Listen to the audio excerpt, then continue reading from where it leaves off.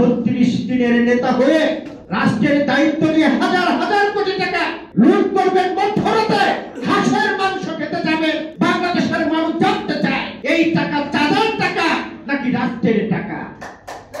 5ই আগস্টের পরে আমরা দেখতে পাচ্ছি নতুন করে লুটেদের হাতে রাষ্ট্র। আমরা আন্দোলন সংগ্রাম করেছিলাম গুম খুন হত্যার প্রতিবাদে, আমরা আন্দোলন করেছিলাম ভোটের অধিকারের জন্য, আমরা আন্দোলন করেছিলাম এবার দেশের মানুষের গণতন্ত্রের অধিকারের জন্য। এই লুটেরা যখন মিডিয়াতে এসে বলে আমি মধ্যরাত্রে নীলা মার্কেটে হাঁসের মাংস খেতে চাই, ওখানে যদি না থাকে তাহলে ওয়েস্ট হোটেলে তারা নাকি হাঁসের মাংস খেতে চায়। বাংলাদেশের মানুষ ধিক্কার জানায়, প্রতিবাদ জানায়। বাংলাদেশের মানুষের জন্য এই দেশ 24শে আগস্ট রক্ত দিয়ে বিপ্লব করে স্বাধীন করে নাই যে নতুন করে আরেকটি লুটেদের হাতে এই রাষ্ট্র পরিচালিত হবে।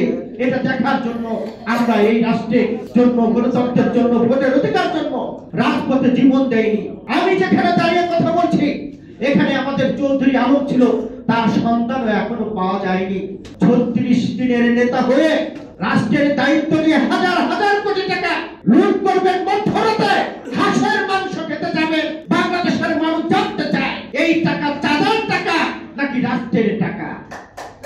আপনি যদি এটা জবাব না দিতে পারেন, বাংলাদেশের মানুষ যেভাবে শেখ হাসিনাকে বিতাড়িত করেছে, শেখ হাসিনা তো তবুও দাদা বাবুদের বাড়িতে যে আশ্রয় নিয়েছে, কিন্তু আপনারা কোন দাদা বাবুর বাড়িতে আশ্রয় নেবেন এটা আপনাদেরকে চিন্তা করতে হবে।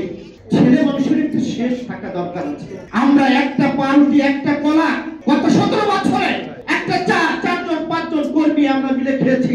যারা হোটেলের বিল দিতে পারে না, যারা চা খেতে পারে না, যারা রিক্সা চড়তে পারে না, তাদেরকে যদি দেখতে হয় আলিশান জীবন যাপন, যাদের পায়ে স্যান্ডেল ছিল না তাদের যদি দেখতে হয় আলিশান জীবন যাপন, বাংলাদেশের মানুষের লজ্জা কোথায় থাকবে আমি বলতে পারি না।